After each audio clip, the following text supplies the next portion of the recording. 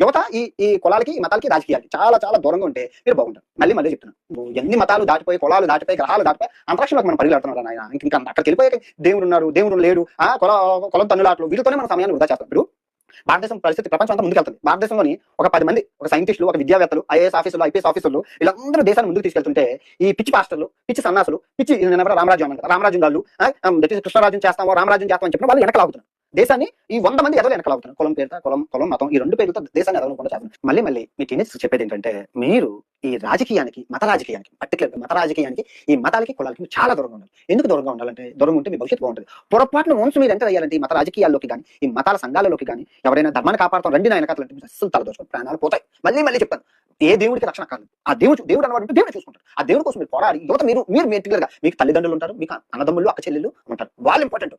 తల్లిదండ్రుల ప్రత్యక్ష దైవం. అంతేగాని దేవుడి కోసం పోరాడతాం, సనాతన ధర్మం కోసం పోరాడతాం, చర్చల కోసం పోరాడతాం, గుళ్ళు కోసం పోరాడతాం.